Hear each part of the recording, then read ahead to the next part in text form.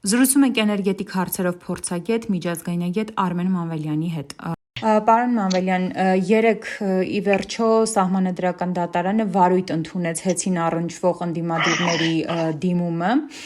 Կխնդրեմ ասեք, թե առհասարակ Սահմանադրական դատարանի նմանատիպ վերաբերմունքը, այսքան ուշացումով վարույթ ընդունելը, նաև այս գործով միջազգային ատյաններում կա որոշում, որը Հայաստանի կառավարությունը այդպես էլ չի ընդունում։ Այս հանգամանքները ինչպես են ազդում Հայաստանի վարկանշի վրա եւ այս գործընթացները իրենց հերթին ինչպես են ազդում հեծի աշխատանքների վրա, որոնք էլ իրենց հերթին ուղիղ առնչվում են սպառողի հետ։ Նախ միջազգային խնդիրների առնչությամբ Ստոկհոլմի արբիտրաժային դատարանի որոշման չկատարումը ինքը շատ ծանր ազդեցություն ունենալու Հայաստանի վրա։ Մի քանի անգամ արդեն առնչությունացել եմ շեշտելու։ Առաջին իրենք կարող են վերջի որոշում ընդունել եւ սառեցնել այն հաշվի համարները, որոնք ունի Հայաստանը դրսում պայմանավորված որոշման կատարման, այսինքն որոշումը չկատարելու հետ, ինչը շատ վատ արձագանք կունենա եւ կնպաստի, որպեսզի համաշխարհային ինդեքսներում Հայաստանի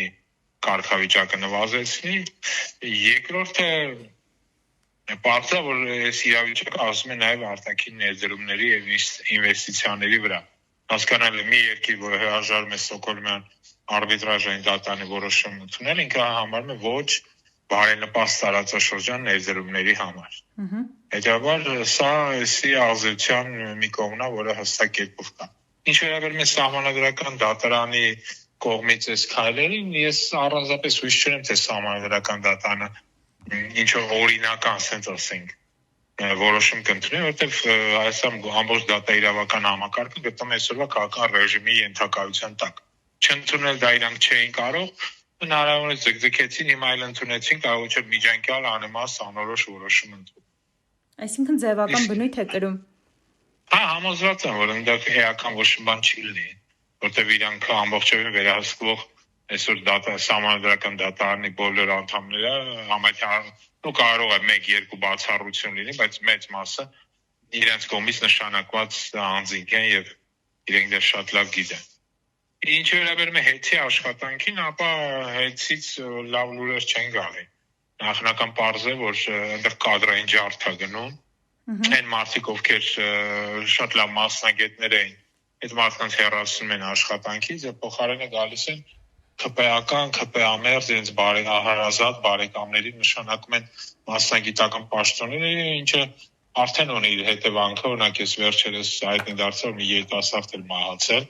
սխալ աշխատելու հետևանքով կանոնները չպահելու այդ համակարգում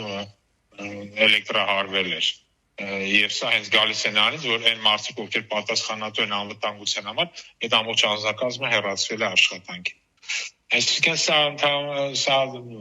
վատ իրադարձություն է, բայց ցավոք սրտի շատ վատ տենդենց է նաև, այսինքն սա ցույց է տալիս, որ հեծի աշխատանքը ընդհանրապես դեպի ձմեռ միայն ավելի է վատանալու։